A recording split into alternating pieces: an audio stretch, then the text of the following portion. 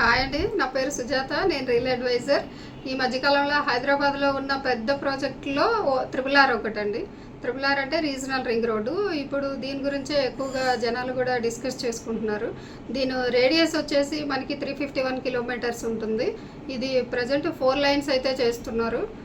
6 line కూడా place విడిచిపెడుతున్నారు.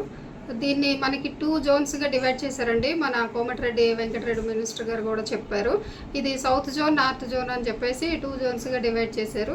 దీని చుట్టూ మనకి రింగ్ రైల్ ప్రాజెక్ట్ కూడా వస్తుందని సెంట్రల్ మినిస్టర్ గారు కిషన్ రెడ్డి గారు కూడా చెప్పారండి.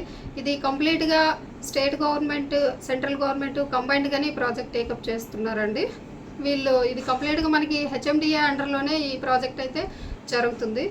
మనకి ఇప్పుడు ORR వచ్చేటప్పుడు ఒకప్పుడు చాలామంది ఎందుకు దీనివల్ల పెద్ద యూజ్ లేదన్న వాళ్ళే ఇప్పుడు ట్రావెలింగ్ చాలా ఈజీగా ఉందని చెప్తున్నారు. ఫ్యూచర్లో మనకి రీజనల్ రింగ్ రోడ్ వస్తే కూడా అంతే ఈజీ అవుతుందండి.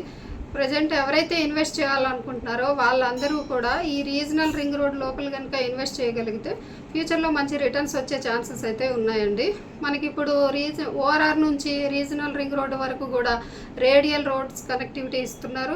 స్పోర్ట్స్ జోన్స్ కూడా అనౌన్స్ చేశారండి. ఈ ప్లేసెస్ కూడా ఫ్యూచర్లో బాగా డెవలప్ అయ్యే ఛాన్సెస్ ఉన్నాయి కాబట్టి ప్రజెంట్ ఎవరైతే ఇన్వెస్ట్ చేయాలనుకుంటున్నారో వాళ్ళు ఏ ఏరియా అయినా సరే రీజనల్ రింగ్ రోడ్ లోపల అంటే మనకి గజ్వేల్, భువనగిరి, సదాశివపేట, షాద్నగర్, ఆమన్గల్, ఇంకా సంగారెడ్డి ఈ ఏరియాస్లో ఎక్కడ పెట్టినా సరే ఫ్యూచర్లో మంచి రిటర్న్స్ వచ్చే ఛాన్సెస్ అయితే ఉన్నాయండి.